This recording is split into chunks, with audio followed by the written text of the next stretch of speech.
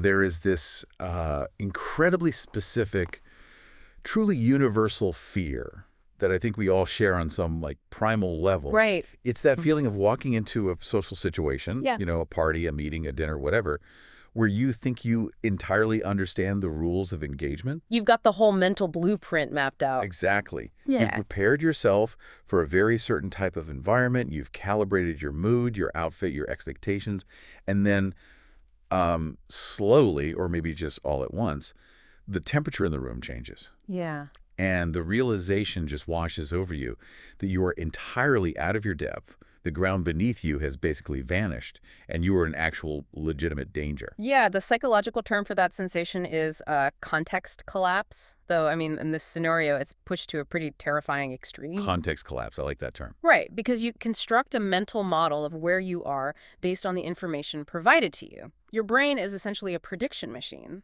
It anticipates the lighting, the conversation topics, the social hierarchy, all of it.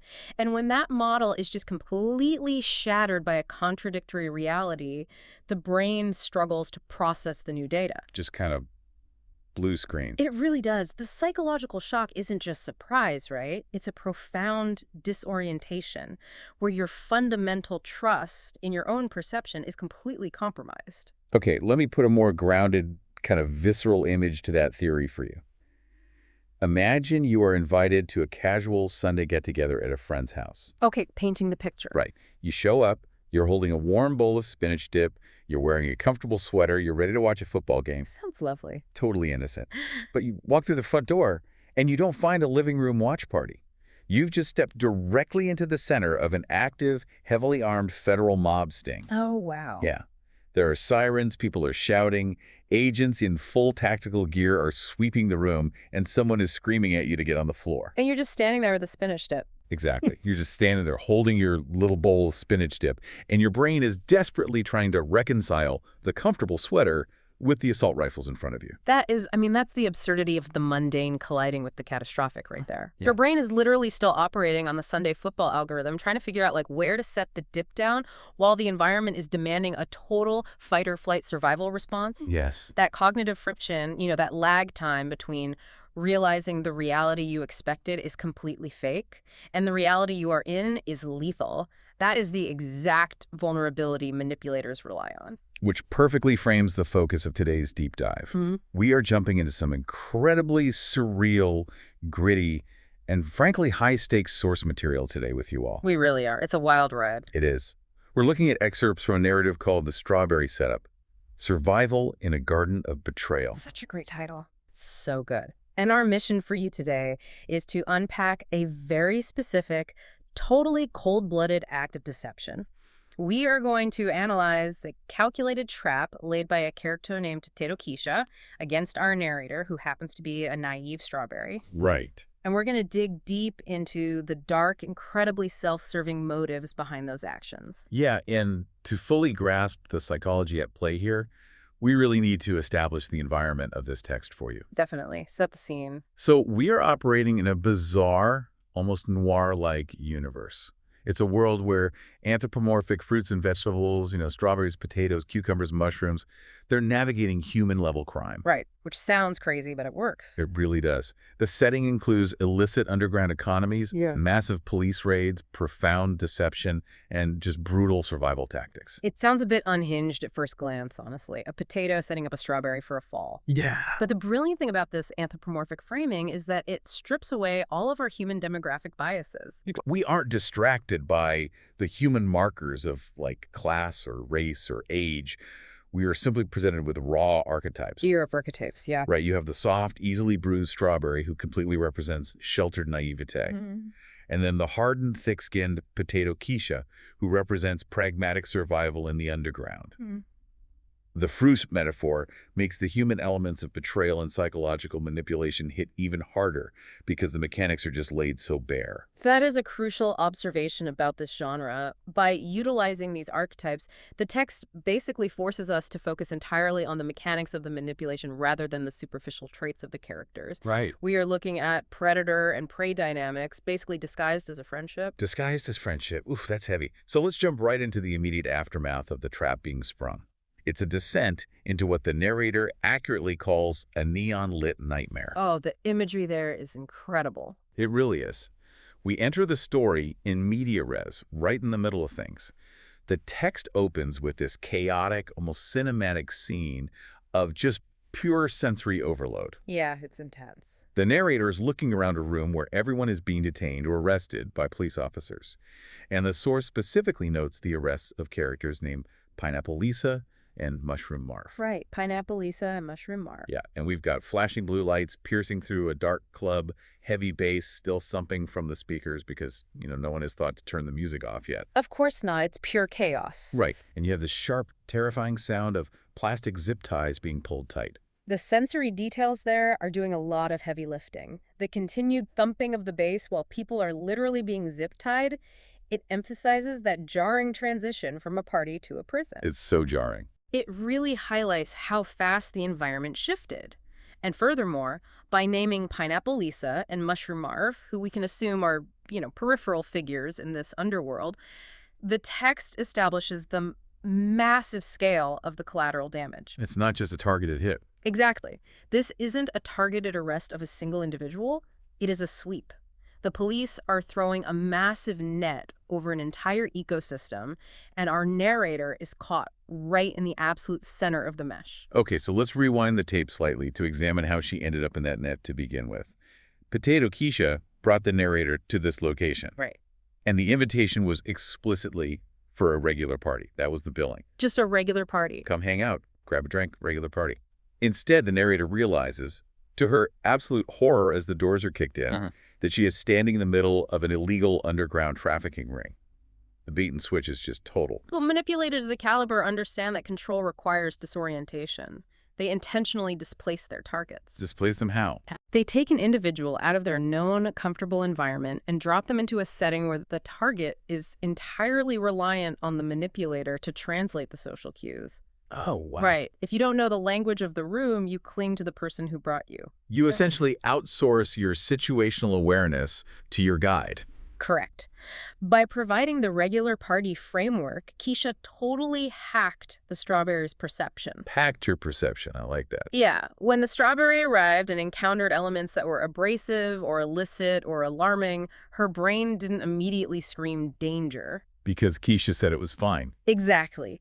Because she trusted Keisha, her brain engaged in confirmation bias. It rationalized the alarming elements to fit the provided narrative. So she's just making excuses for the weirdness. Right. She might have thought, well, this music is aggressive, the crowd is rough, but Keisha said it's a regular party, so I must just be overreacting. Displacement creates a dependency that just completely shuts down critical thinking. We really see the psychological toll of that displacement in the narrator's internal monologue, too. In the middle of the raid, she has this profound identity crisis. Yeah, she does. She states, I wasn't this type of strawberry. I didn't live my life this way. Right. She views herself as someone who belongs in a bright, clean grocery display or a sunlit garden. It is a remarkably pristine self-image. It is. But that pristine self-image is the exact vulnerability that made her the perfect mark. How so? The belief that one belongs only in a sunlit garden implies a fundamental lack of exposure to the shadows. She assumes the world operates according to the rules of a clean grocery display, fairness, transparency, order. Naivete, basically. Yeah. Exactly. She lacks the internal database of red flags required to navigate an underground environment. I read that section, and I have to admit, my skepticism really flared up. I found myself questioning the narrator's reliability. Really? How come? Well, how does someone completely miss the vibe of a massive illegal trafficking ring until the police literally kick the doors down? Fair point. Right. I mean, a regular party has a cheese board, maybe some loud music, a few people talking in the kitchen. This was a whole illicit compound. Yeah. Is the strawberry genuinely that oblivious, just wrapped up in her own sheltered privilege? Oh. Or did Potato Keisha execute a masterclass cloaking maneuver? I just struggle to believe someone can be that blind without a subconscious desire to ignore the warning signs. Your skepticism is entirely warranted there. The text actually invites that exact question regarding the limits of naivete. The reality is likely a pretty potent mixture of the strawberry's cognitive dissonance and Keisha's sociopathic calm. Sociopathic calm, wow. Yeah. Cognitive dissonance occurs when a person holds contradictory beliefs or faces information that clashes with their existing reality. The mental discomfort is so severe that the brain actively filters out the threatening information. So she's filtering it out to protect herself. Exactly. If the strawberry acknowledged the reality of the room, she would have to acknowledge that her friend Keisha was a dangerous criminal. It's often just easier for the brain to maintain the illusion of safety than to confront a terrifying truth. So she willfully blinds herself to preserve the friendship and her own sense of safety. Yes, but we cannot discount Keisha's role in maintaining that blindness. Right. To effectively cloak a criminal enterprise as a casual hangout requires an immense amount of performative normalcy. She had to act like everything was totally fine. Keisha had to act completely at ease. She had to laugh at the right times, order drinks naturally, and project an aura of total safety.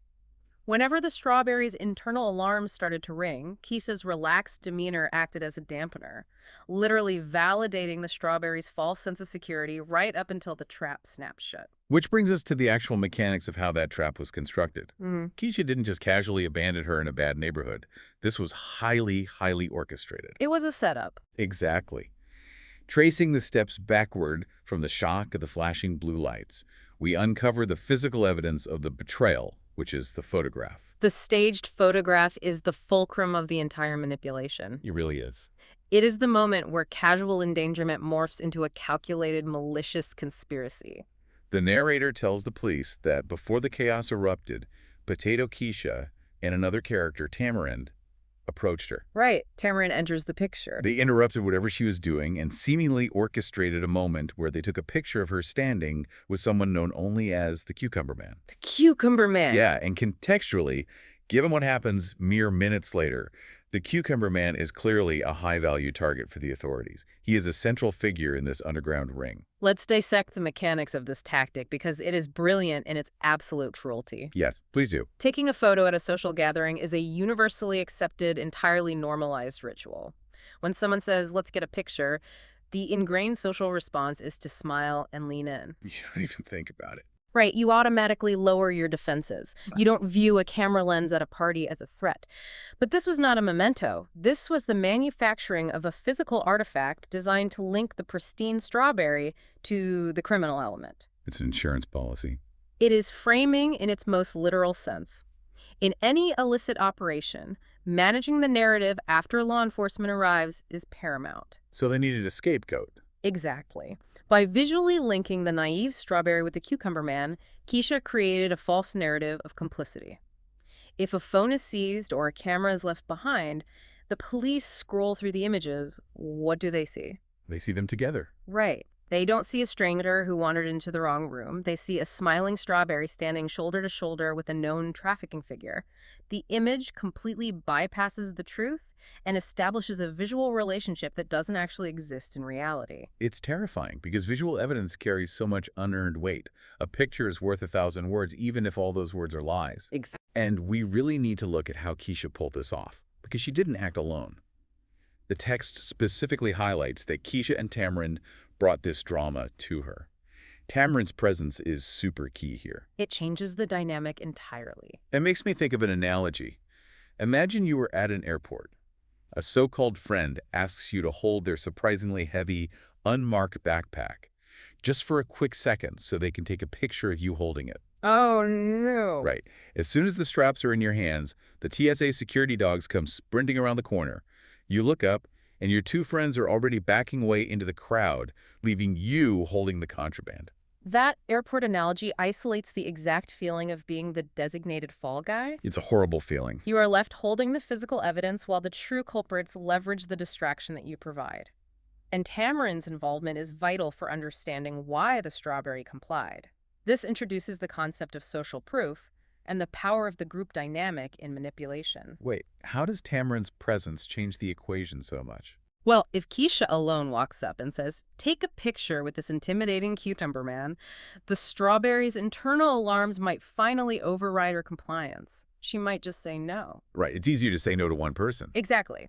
But with Tamarind there, the dynamic shifts from a one-on-one request to group pressure. It creates a micro-consensus.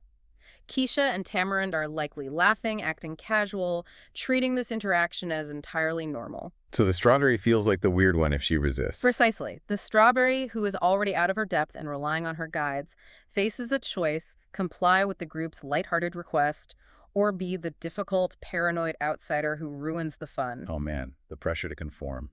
The pressure to not cause a scene is overwhelming. Tamarind's presence proves this wasn't an opportunistic betrayal, it wasn't a spur-of-the-moment thing. It was a coordinated conspiracy. They operated as a unit to isolate and trap her. So they successfully lure her with the regular party deception. They displace her into an environment where she cannot read the threat level, and they manufacture visual evidence tying her to a key criminal figure. Step by step. Yeah, which brings us to the core mystery of the texts, the motive. Why go through this elaborate charade? That is the million-dollar question. The answer lies in the most damning piece of circumstantial evidence the narrator provides.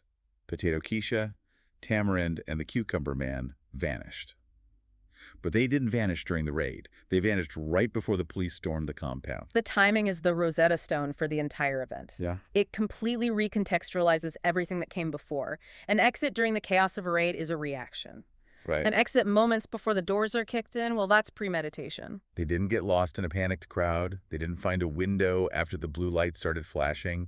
They secured their physical distance before the first zip tie was even drawn. Yeah, they were long gone. And we get the explicit tactical motive laid out by Officer Benson, the policeman, who ends up processing the strawberry. He listens to her recounting of the night, and he diagnoses the situation immediately. He sees right through it. He states it's a classic distraction technique. He tells her that the individuals running these underground rings are, and I quote, pros at finding innocent people to use as shields. Officer Benson introduces the cold utilitarian economics of the criminal underground here. In this environment, law enforcement attention is a lethal currency. A lethal currency, yeah. If you are operating an illicit ring, you know a raid is an eventual certainty. It's going to happen. Therefore, you need a strategy to manage that incoming attention. Right. The strawberry wasn't invited to socialize. She wasn't brought along for her company. She was imported logistics. She was literally bait. Imported logistics. They essentially ordered a distraction and walked her straight through the front door. Consider the mechanics of a police raid from the perspective of the officers entering the room. They breach the doors facing extreme ambiguity.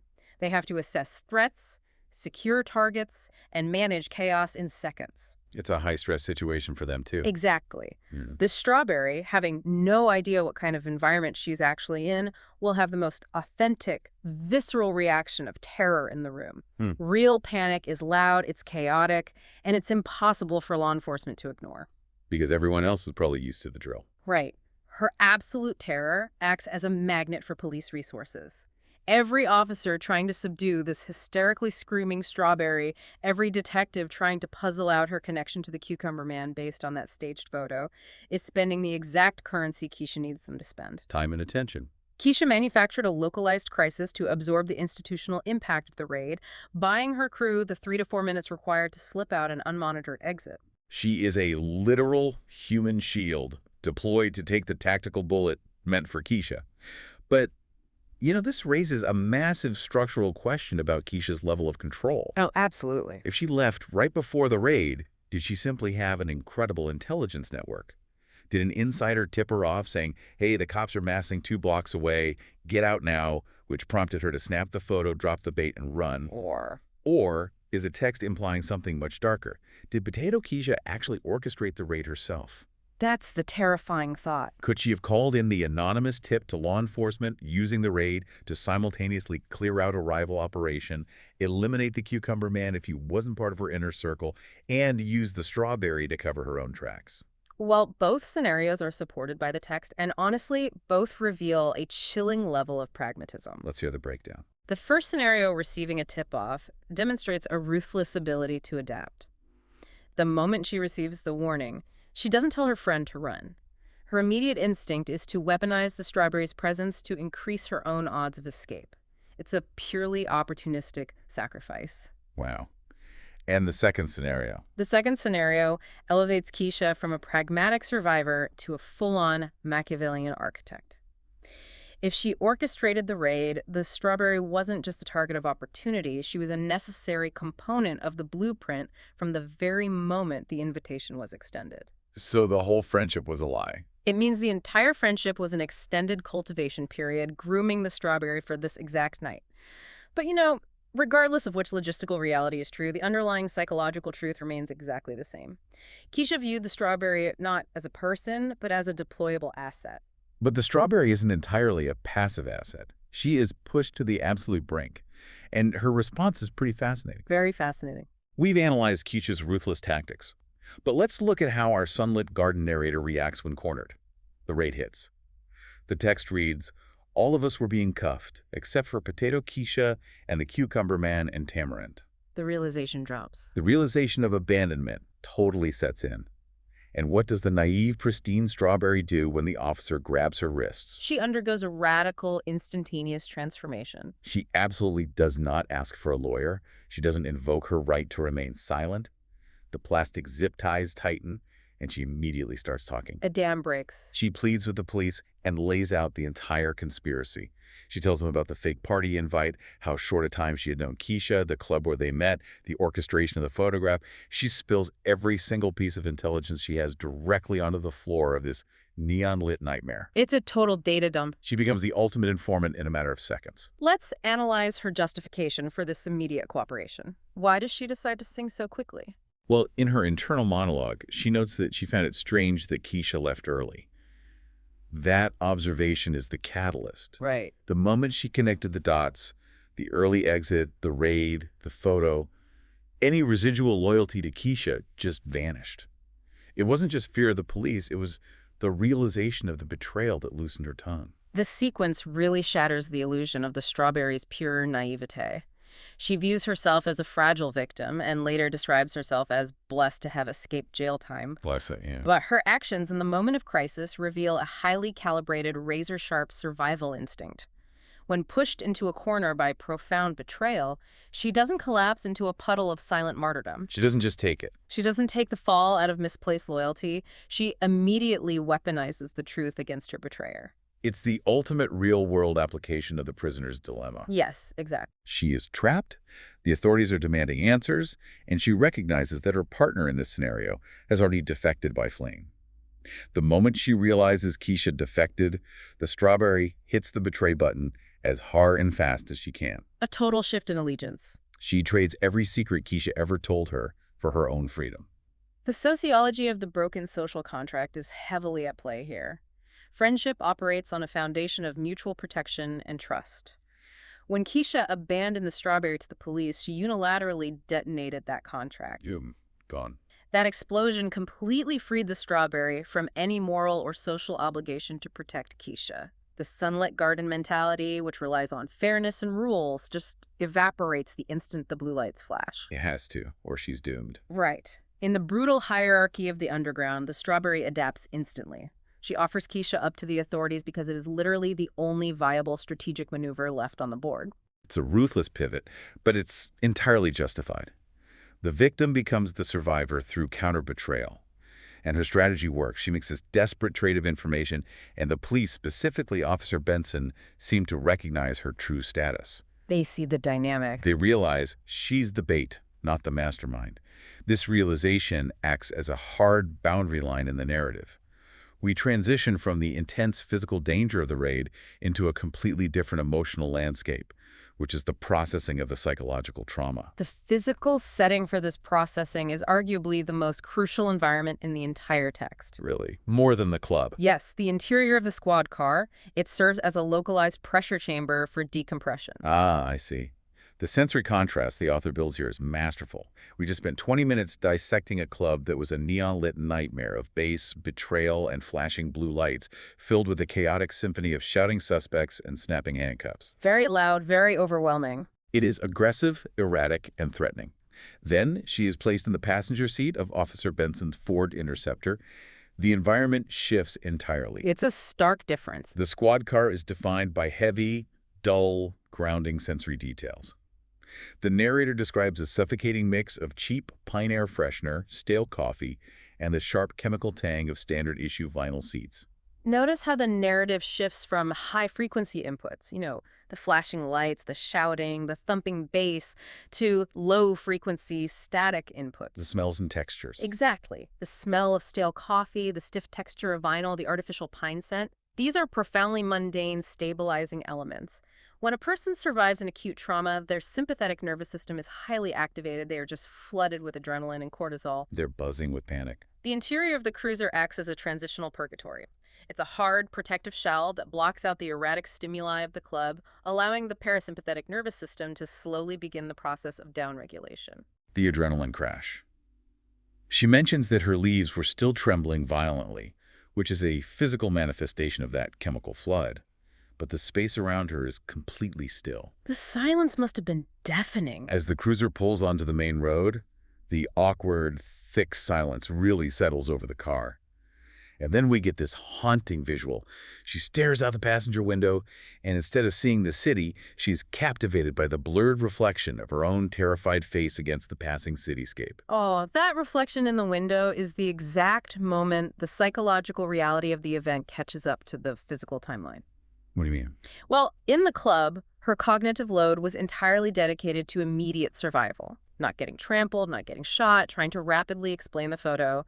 She had zero mental bandwidth to process the betrayal itself. She was just reacting. Right. But in the quiet, static environment of the car, looking at her own terrified face, the threat is no longer external. The threat becomes internal. She realizes the magnitude of her own gullibility. Oh, that's heavy. She feels completely exposed, dirty, and profoundly naive. The quiet of the car basically forces her to sit with the trauma of nearly having her entire life destroyed by someone she actually trusted. It's an overwhelming contrast. Think about the concept of the bends, decompression sickness. Oh, that's a great analogy. If a diver is pulled up from the deep ocean too quickly, the sudden change in pressure causes nitrogen bubbles to form in the blood, which is agonizing. The psychological equivalent is happening here. She surfaced too fast. She was pulled from the lethal pressure of the raid into the absolute safety of the police car way too fast. Her brain can't metabolize the adrenaline, resulting in this paralyzing shame and terror. And it's in this incredibly vulnerable, decompensating state that the dynamics of power and safety are redefined by her interaction with Officer Benson. Officer Benson functions as the necessary counterweight to Potato Keisha. Where Keisha used the strawberry's vulnerability as a weapon, Benson recognizes it and provides a shield. A real shield, not a human one. Exactly. He is described as sturdy and soft-spoken, projecting an aura of institutional authority tempered with deep empathy. He's driving. He glances in the rearview mirror, and he notices she is looking a little green around the stem. He asks a really simple question. Are you okay? Such a basic human interaction. And when she breaks down, confessing how stupid she feels, how she fell for the fake party invite, he doesn't mock her naivete. He doesn't lecture her about situational awareness. He completely validates her experience. The psychological importance of that external validation really cannot be overstated. When you are the victim of a sophisticated manipulation, your internal reality is totally fractured. Because you can't trust your own judgment anymore. Keisha spent hours, maybe weeks, gaslighting the strawberry into believing a false narrative. The strawberry is currently questioning her own sanity and judgment. By explicitly stating, in this line of work, you learn to spot the players and you learn to spot the victims, Benson externally confirms her reality. He validates her. He defines her not as a willing participant who got caught, but as an innocent party who was targeted. He draws a hard line between the pros like Keisha, who manufacture shields, and the victims who are used as shields. He takes the burden of the guilt and literally lifts it entirely off her shoulders. Precisely. To recover from manipulation, victims often need an objective third party, particularly one representing authority or safety, to anchor them back to reality. By telling her she did the right thing by talking, he provides the psychological permission she needs to stop internalizing the blame. So she doesn't carry it forever. He prevents the gaslighting from taking permanent root. He tells her, don't beat yourself up. You're safe now. That's what matters.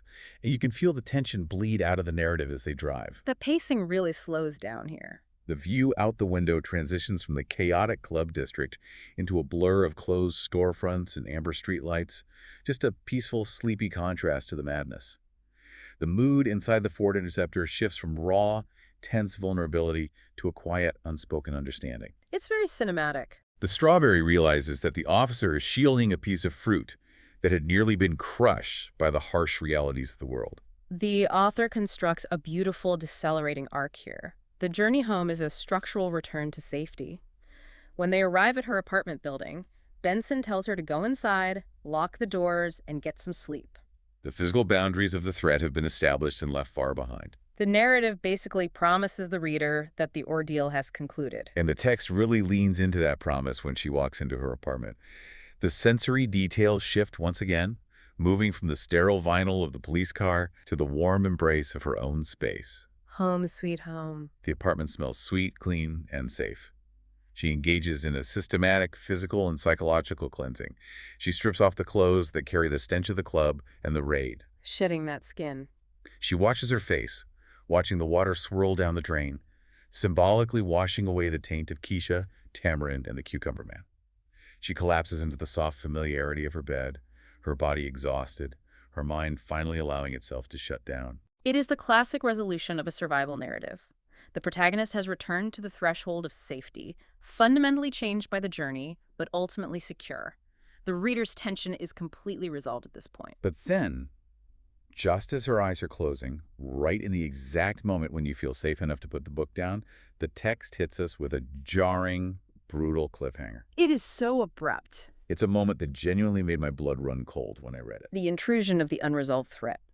BZZZZZZ. Vise. In the absolute darkness of her safe bedroom, her phone vibrates on the nightstand. Ugh, the worst feeling. She reaches out with a trembling hand, the screen illuminates the dark room with a harsh glare, and the caller ID flashes incoming call, Potato Keisha.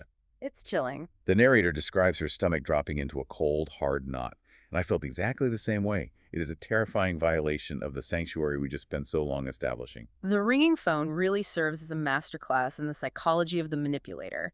It highlights the profound, almost pathological narcissism required to initiate that call. Seriously, how do you even make that call? Think about the timeline. Hours ago, Potato Keisha orchestrated a setup that could have resulted in the strawberry serving years in a federal penitentiary. Keisha fled the scene, abandoning her to armed police. And yet, Keisha has the absolute audacity to dial her number. This is where I just struggle to comprehend the mindset. If you are Potato Keisha, and you just use someone you called a friend as a human distraction for a massive police raid, what could possibly be your opening line when the phone connects? Right. What do you even say? Hey girl, sorry I ghosted. Did you get home? Okay. Crazy party, right? What is the actual strategic objective of making this call while the police might honestly still be processing the scene? The objective is entirely strategic, and it demonstrates that for the manipulator, the cycle of control does not end when physical proximity is broken. It's ongoing. The cycle only ends when the victim actively severs the psychological tether. Keisha is calling for three distinct reasons. The first is pure reconnaissance. Reconnaissance, like checking the battlefield. Keisha needs data. Did the decoy tactic work? If the phone rings and the strawberry answers, it means she is likely home, which means the police didn't hold her. If a detective answers, Keisha knows the operation is totally compromised. That makes a lot of sense. It's a tactical ping to see if the asset survived. What's the second reason? Damage control. Assuming the strawberry answers, Keisha needs to ascertain exactly what the police know. Assessing the fallout. Did the strawberry maintain the illusion of the regular party? Did she take the fall, or did she break and reveal the orchestration of the photo and the early exit? Keisha needs to measure the blast radius of her own betrayal. And we know the strawberry told the cops absolutely everything. She gave them the complete blueprint. Which leads to the third and probably most insidious motive for the call, the reinitiation of gaslighting. Oh, she's going to try to spin it. If Keisha suspects the strawberry is angry or cooperative with the police, Keisha's goal is to spin the narrative before it completely sets in the strawberry's mind. A narcissist relies on their ability to rewrite reality. What kind of spin could possibly work here? Keisha might plan to say, I was so scared I panicked and ran, I thought you were right behind me. Or, that Cucumber Man photo was just a joke, I had no idea who he was. Playing dumb. Keisha genuinely believes she possesses the manipulative skill to talk her way back into the strawberry's trust, or at the very least confuse her enough to secure her silence. The audacity to attempt a reality rewrite hours after a SWAT team kicks down the door is just staggering. The narrator doesn't answer, by the way. She just stares at the glowing screen in disbelief, shaking her head in total disgust. Good for her. Her internal thought is simply, how dare she call me? After the setup, the lies, the displacement, the raid, what could she possibly want? It's the ultimate violation of boundaries. It absolutely is. You can escape the physical danger of the neon lit club. You can ride home in the sturdy safety of a police cruiser. You can lock the deadbolt on your front door. But the emotional threat, the psychological reach of the betrayer, can just vibrate right there on your nightstand, demanding your attention. It shatters the illusion that physical distance equals psychological safety. The locked door kept out the physical reality of the criminal underworld, but it obviously cannot block a cellular signal. The signal still gets through. The manipulator will always attempt to reestablish the connection, to test the boundaries of their control one last time. It forces the strawberry and the reader to realize that the ordeal isn't actually over until the strawberry makes the active choice to ignore the call, to block the number, and to permanently close the door on the illusion of the friendship. It is a phenomenal ending to the excerpt. So let's pull all these threads together and synthesize the journey we've been on today. We covered a lot of ground. We really did. We started this deep dive exploring the terrifying prospect of context collapse, walking into a room, holding your metaphorical spinach dip, and realizing you are completely out of your depth. The worst case scenario. We followed this incredibly sheltered, naive strawberry from the sunlit garden of her own pristine self-image, straight into the chaotic, neon-lit nightmare of an underground raid. We examined the specific predatory mechanics of displacement, analyzing how the simple illusion of a regular party was weaponized to completely disarm her critical thinking. All right. We dissected the anatomy of the setup, focusing on that staged photograph with the cucumber man, demonstrating how manipulators manufacture visual complicity to create insurance policies out of, innocent social rituals. And we looked at the cold, hard transactional economics of the underground, revealing the chilling motive behind the betrayal, using a friend's sheer panic as a disposable human shield to absorb law enforcement attention. A human shield. We saw how the strawberry, when pushed to the absolute brink of ruin, basically abandoned her sunlit naivete. She deployed the truth as her own ruthless survival mechanism, sparking an immediate counter-betrayal to save herself. And finally, we navigated the quiet, static trauma of the squad car decompression, exploring how external validation from an authority figure begins the healing process. The crucial step. Only to be reminded by that final, audacious, vibrating phone call that the psychological game of a manipulator doesn't just end because you made it home safely.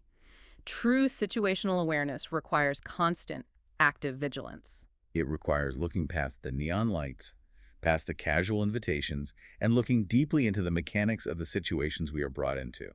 It requires genuinely questioning the motives of the people who offer to guide us into unfamiliar territory. Because sometimes the people holding the door open for you, smiling and welcoming you inside, are the exact same people who intend to lock it behind you when the sirens start. It is a harsh reality to integrate into your worldview, but an essential one to understand if you want to navigate complex social ecosystems without becoming collateral damage to someone else's survival strategy. The ultimate lesson of the text is that trust must be verified by context, not just by history. So, as we wrap up this exploration into the Garden of Betrayal, I want to leave you with one final, lingering thought to mull over on your own. Think about the social gatherings you attend, the group chats you are in, the photos you are casually tagged in online, the small favors you do for friends. All those little moments. When someone suddenly forces you into the spotlight or pulls you in closely to hold a heavy bag for an unexpected photograph, are they celebrating you, valuing your presence, and capturing a memory? Or are they just making absolutely sure that everyone in the room is looking at you while they quietly slip out the back door? Thank you for joining us for this deep dive. Stay aware out there.